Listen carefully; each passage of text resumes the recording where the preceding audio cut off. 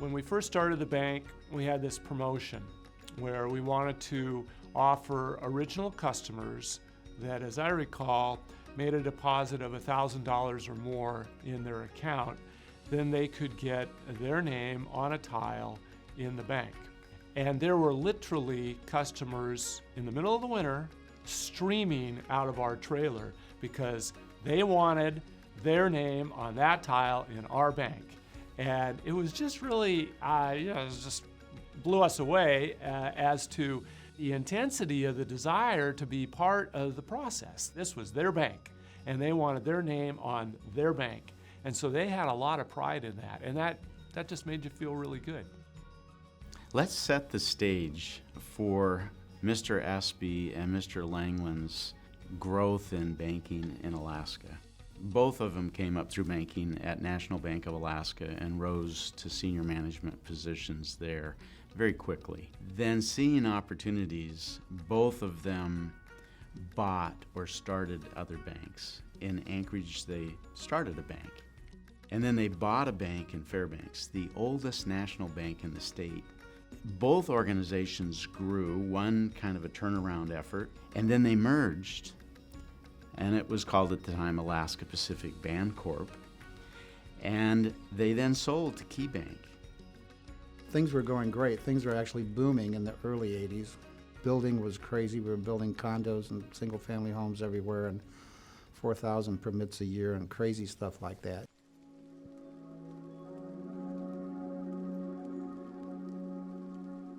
Even the people that were involved in it thought, how long can this continue? You know, it can't go on forever. But then I think it was kind of a shock in late 85, early 86 when the market tanked.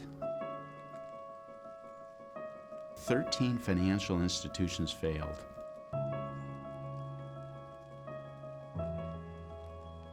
Most of the houses in Anchorage had for sale signs in front of them. If you were in the banking business in the late 80s, from 86 through 1990, you gained lessons that you could not learn anywhere. Shortly after, the Alaska economy went bust, rocked by low oil prices. Businesses went bankrupt. Homeowners foreclosed on their loans. Tough times in the oil patch. Who would think that starting Northrim Bank in 1990 at the depth of a banking recession was a good thing to do? There are a lot of pessimistic folks out there and naysayers because of the timing. We're coming off of that bad economic era. We proved everybody wrong. We knew that with strong leadership and being invested in your community was the key. We think that Alaska banking is less competitive than it ought to be, and we have a substantial track record spanning over some 30 years in Alaska banking. Well, the reason they knew that they would be successful is eventually the economy would turn. More importantly, they knew that the customers that were absorbed into the 3 or 4 big banks needed better service. They were taken for granted. The banks had grown, service levels had dropped. Marc and Arnie offered service. And they also expected to start a cycle of economic growth. And they timed it perfectly. It was very exciting to see investors coming forward and forming a new institution and creating a new bank. We thought there was still a need for a community bank that was really focused on customer service. And we feel it's in the interests of the Alaska business community and the Alaska public in general to have this new bank. We had to figure out how we could finance that, so we formed a company and raised about $2 million. Chris was one of our first employees before the bank was put together. The first thing we had to do was raise new equity. Minimum, I think, was about $8 or $9 million, and a public offering, which was difficult to sell. It's an interesting concept of raising equity. You work with an investment banker, and they set you up, and you have about 35, 40 minutes with these institutional investors. And so, like in New York, we'd get a town car, and you'd go and you hit like 6 meetings a day. You get up there and you get 20, 30 minutes, do your program, run back to the town car, you run to the next meeting, you go up. In those days, we just had these little books, little flip charts, like, you know, and trying to convince these people. And here, you know, we spent most of our time talking about Alaska because no one understands Alaska, you know, trying to describe what the oil industry is and what the permanent fund is and things like that. And then a little time about what we're trying to sell you on is to invest in Northrim Bank. A new bank is in business tonight, the first to open in 6 years that has nothing to do with a merger or takeover. Northrim Bank isn't much to look at right now. It's in a construction trailer in the middle of a parking lot. A few years ago, if anyone said they wanted to open another bank, they likely would have been laughed out of town. And we opened our doors for business officially in a trailer. It was rented from First National Bank of Alaska, so that was quite a fun thing, really.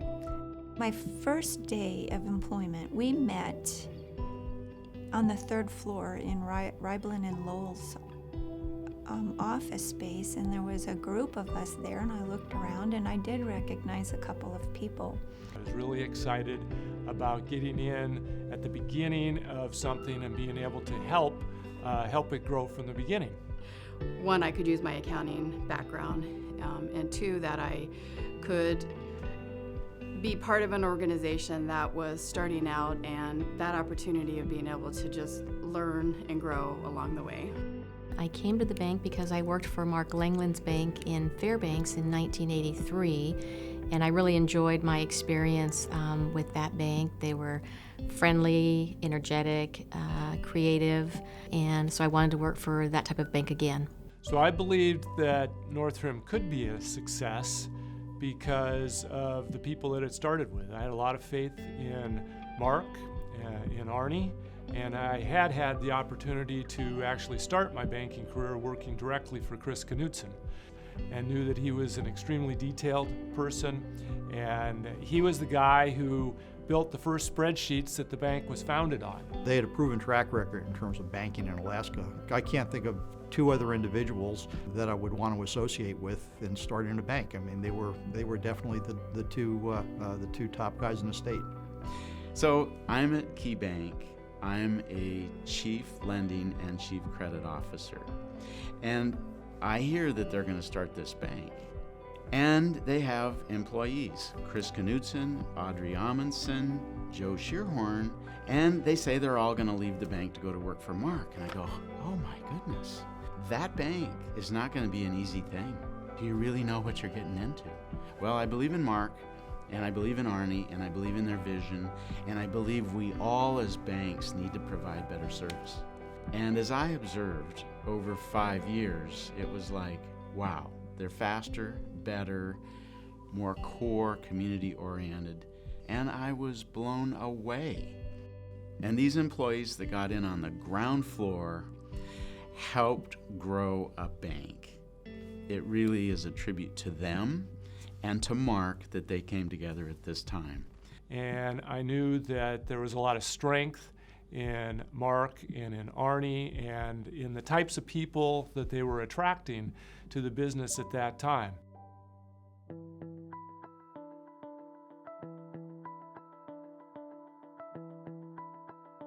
The lenders were out in the trailer and the teller line, and they had to walk from the trailer to get water for their coffee pots. When they needed a boardroom or a meeting room that was more than a room in a trailer house, they'd come up and use my boardroom, and that started almost immediately.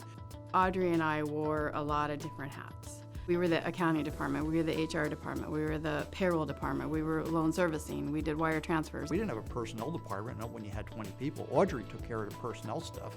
You know, Joe Shearhorn took care of the compliance stuff. Everybody took a piece of something and they did it. Well, I have a vivid memory of my first day at the bank. Came to work with my best suit and my shoes spit polished and ready to go to work here. And Marc said, welcome, where's your hit list?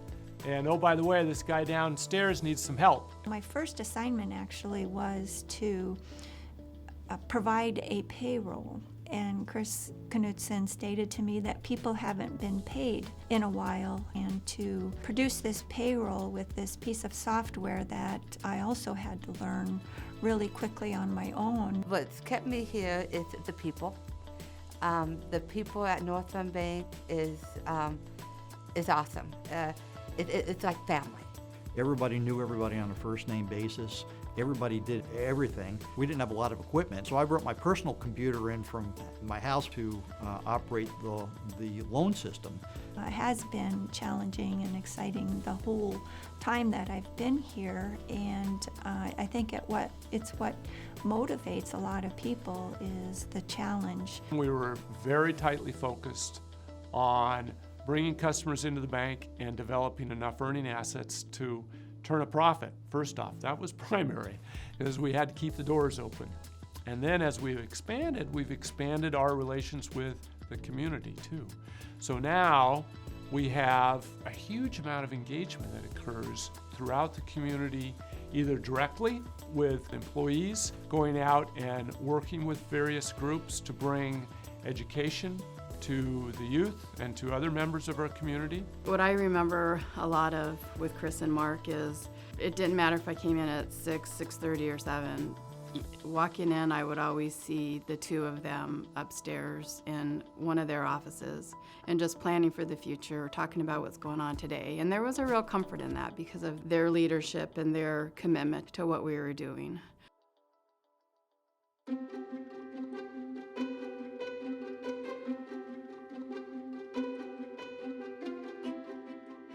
Mark knew that if his employees were comfortable in their working environment, then so would the customers be comfortable. And that was critical when we were starting the bank, because it was a little difficult to attract customers to bank with a bank that was in a trailer. So they had to feel comfortable about something, and if they couldn't feel comfortable with the people, then Mark knew that they weren't going to be attracted to the bank. He's, as everyone knows, one of the nicer people in the banking business in Alaska or anywhere, I think. It's really rewarding to be around somebody who has that passion and that dedication, and just has that confidence in knowing that they can take it to the next level. He develops people around him. So Mark has a great way of nurturing others around him and gently pushing them on to grow. And he knew that in order to grow the bank, he needed to attract good people and delegate to them and allow them to grow in their positions. It always struck me, even as we continue to grow, that when you see the president of the bank or the CEO, they smile and they say hi as you're walking, in the parking lot out to your car. And with Mark, he's always been somebody who he listens to what you say. He knows you have something to contribute, and he has a way of being able to bring that out of you. Always a smile, just his outgoing views on things, and just the way he wanted the bank to be. Marc Langland defines Northrim, and Northrim defines Marc Langland. At times he's very firm and tough when he needs to be. And to me, I think that that's a part of being a good leader. He's got great character. I've heard many people talk about entrepreneurs. To me, Mark is a great entrepreneur because he's so positive. The concept of people investing in a bigger belief than just a pure return. So invest in people, invest in the culture. The results will be that you can make money. So start with character, start with ethics. He always ends with, look guys, this is easy. It's simple. This is banking, it's customer service. It's not hard. You just have to do the right thing. And that's worked way beyond the trailers, because it's been an integral part of, really, I think, Mark's management style as we've gone forward.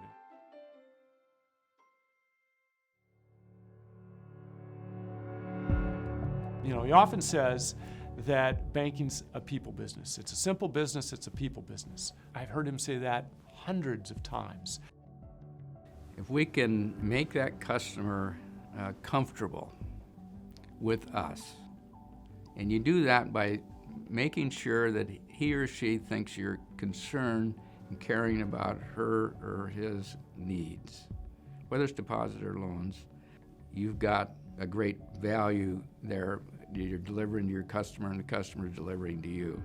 To me, really, it means an all-day attitude of smiling when I meet people in the hallway or in the elevator, whether I know them or not, to try to strike up a conversation with them. Being attentive to people's needs, both internal and external. I'm going to do whatever it takes to help the customer, and customer in my mind means an employee, it means a customer, it means a vendor. Individualized response as you come into the bank, and the friendliness and the warmth of reception is important.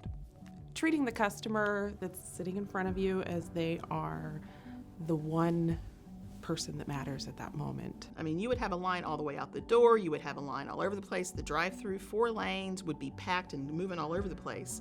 And so in order for us to get the people through on Fridays, I would go into the drive-through lanes with the customers and talk with them and approve their transactions in the parking lot before they got there so they could hurry up and get the customers through.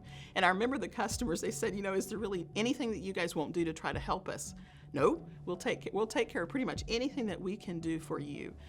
If every day you're aspiring to raise that bar in your mission, vision, values, and you set an example, and you actually compliment and see other people exceeding expectations, then you're like, wow, they've taken it to a whole different level. They've thought of ways to implement a culture and a vision and a value. We're not perfect, but we're going to try really hard to be perfect, and when we make a mistake, we're going to do our very best to make it right for the customer. Where we started and where we are is the same. We haven't lost that. And that, to me, is what really is the difference between us and another institution. You may say it, but they don't do it. And we eat, sleep, and breathe it.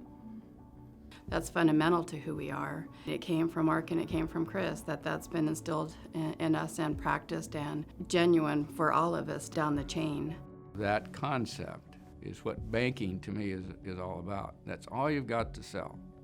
Because the products and the services are all pretty similar, and the greenbacks are all green.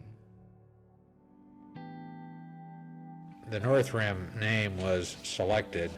North denotes naturally Alaska. Rim is the Pacific Rim connotation. We see Alaska playing an increasingly major role in Pacific Rim trade. We want to play a role in that and grow with the state of Alaska.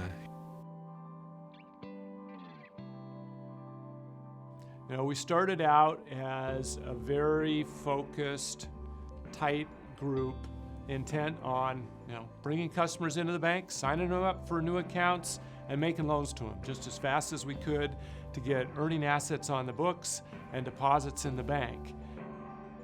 And then we had a branch trailer with a manager of the branch and several people for new accounts and several tellers with a safe that was behind the teller window.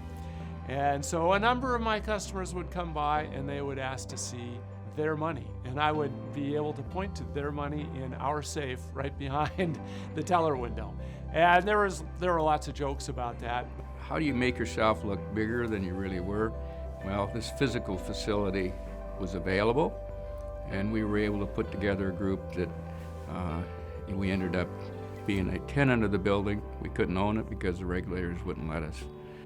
The presence of this made you feel like you were here to stay. It wasn't just a startup, even though our little trailer was there. And so we made fun of that. And we had some good advertising right in there and kind of pushed on that idea. We were the little guys battling the big guys, and I think it really kind of established us as a player in a market. You start with the highest interest available. Add money whenever you want. And if interest rates rise, you can jump up to the higher rate. If rates go even higher, you can jump up again.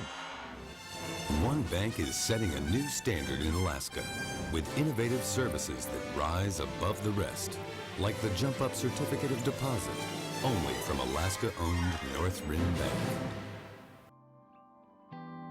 We had an opportunity to buy the building. The bank had been officing here for all those years, and the opportunity came about to actually acquire it. Working with Larry, we thought we could get drive-in. We looked at that and played with different ideas. And the physical facility was dynamite. It looked like a bank. It was a fortress, lots of parking, and a great location. It's hard to believe now, but it's only been 9 years ago that we started the bank in a trailer house in the parking lot right outside here. We have had a number of situations throughout the bank's history where we have needed to make quick, decisive, tough decisions, and he's made them. And he's made the call. It wasn't easy for our bank to purchase 8 branches from Bank of America back in 1999 when we had 3 and they had 8. And we needed to go out and raise over $20 million in capital at that point in time. But Marc had the inner conviction, fortunately the confidence in the rest of the bank to make that decision.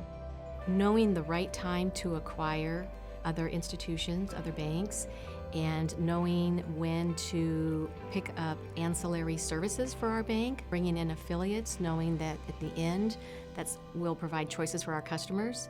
So to me, it's interesting to see how our folks have that almost intuitive sense of knowing what we need and what our customers need.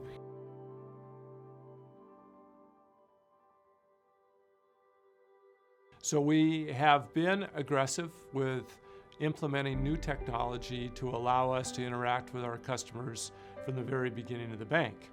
We wanted to have an automated platform, as we said at that point in time, to allow us to work more efficiently. We were the first bank, as I recall, to offer telebanking. In 1992, I believe, they had their first website, and then they began to roll out then online banking. We went electronic pretty early in the game, where a lot of bigger banks had not done that. We probably only had 3 computers, and Audrey and I had to share a computer. Pretty funny when you think about it compared to today, just how far we've come. Who would have thought 25 years ago that a customer could look on their phone and make a deposit with us, transfer funds between accounts with us, look up their account balance with us? We didn't even have cell phones back then. I love the internet. That's why Northrim Bank's online checking account is perfect for me. I can do my banking online, pay my bills on the internet or by phone. Northrim Online Checking, the perfect account for people who love the internet. If you want to stay in this game, you gotta be pretty quick on making sure that you're keeping up with what's out there. Where the bank started was as a leading edge, and we are continuing to be able to offer products and services that are appropriate to the customers.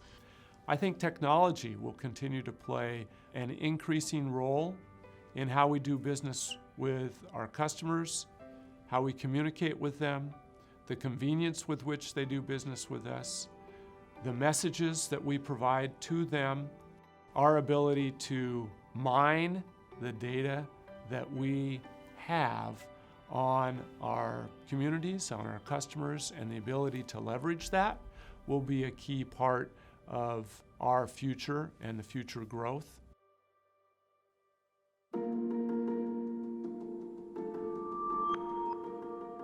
Strategic thinking, what benefits the state will benefit the bank, what benefits the bank is going to benefit the state, and he applies that strategic vision over the long term. How do you try to help Alaska grow? If Alaska can grow in a lot of different ways, not just in population or employment, but grow socially, economically, in making sure that we can help that process along, that's fun. That's enjoyable. We always wanted to be a leader in the community. So what does that mean to be a leading financial institution, to be Alaska's most trusted financial institution? So we put that at the top. We wanted to be Alaska's most trusted financial institution. And so he's encouraged the bank and its people to be involved in a variety of different things. And whether it is the support of United Way, which has been a very big success for the bank, and encouraging people at all levels of the bank to get involved in that program and have a lot of fun in the process of doing it. Marc would say, by engaging in the community, you will learn to listen and you will learn to respond to help the community, whether it's United Way, or in the case of a business, asking the questions and then listening, what would you like to achieve, what you want to achieve. So Marc advised how to become engaged could help me be a better business person as well, and a better manager and a better leader. Through his form of leadership, he's encouraged so many other leaders throughout the state to be involved in the conversation to move Alaska forward. And I think that that's been a lifelong journey and work for Marc throughout his history in Alaska. The real growth, the real measurement is how the organization has grown exponentially.